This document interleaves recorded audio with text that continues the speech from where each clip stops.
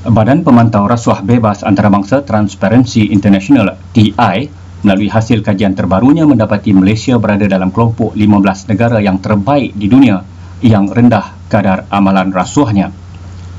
Pengerusi Majlis Ahli Parlimen Barisan Nasional BNBBC Tan Sri Syahrir Samad ketika memaklumkan penemuan laporan berkata, rumusan ini dibuat dalam Indeks Barometer Rasuah Global 2013 atau Global Corruption Barometer 2013. Ia berdasarkan kurang 5% daripada responden yang ditemuduga mengaku pernah benar-benar memberi rasuah ketika berurusan dengan mana-mana satu daripada 8 agensi kerajaan terpilih. Dan ini meletakkan negara kita dalam bersama-sama dengan negara-negara yang lain seperti Australia, Belgium, Kanada, Denmark, Finland, Japan dan Korea Selatan.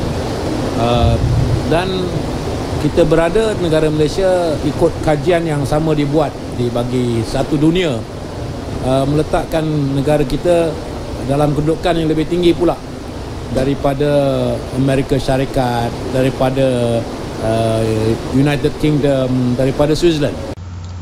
Secara tepat, hanya 3% responden di Malaysia mengaku pernah benar-benar memberi rasuah sepanjang tahun kajian, iaitu tahun lepas, walaupun wujud persepsi kononnya amalan rasuah di negara ini amat itu tinggi. soal persepsi. Tetapi yang pernah bayar, pernah mengamalkannya, ianya begitu kurang.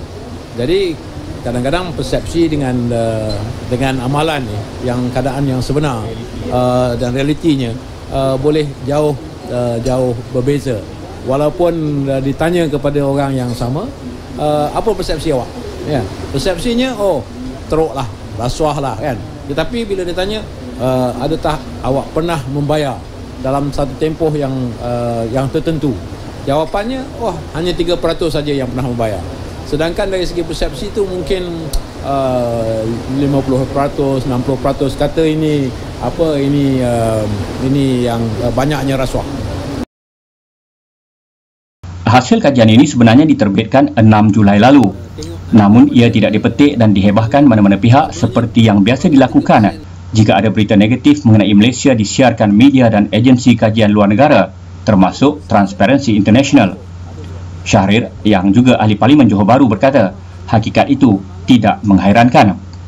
Ini kerana pembangkang di Malaysia setakat ini lebih berhajat merebut kuasa politik daripada sama-sama memajukan serta memelihara maruah negara.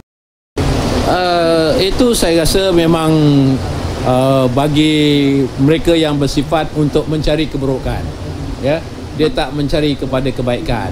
Ini yang menjadi masalah kita, bahawa dalam politik negara ni satu kumpulan tu asyik mencari keburukan.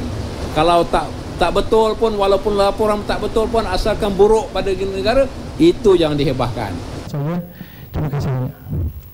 Bagi beliau, Malaysia masih berada agak jauh daripada masa untuk menyaksikan pembangkang boleh memainkan peranan selaku pengimbang yang membina dan berkesan. Justru Syahrir meminta ahli BNBBC dan semua wakil rakyat BN agar membangkitkan dalam perbahasan di Parlimen atau membuat hebahan ketika bertemu rakyat berkenaan soal integriti serta keberkesanan langkah kerajaan memerangi rasuah hingga terbukti dalam kajian bebas Transparency International.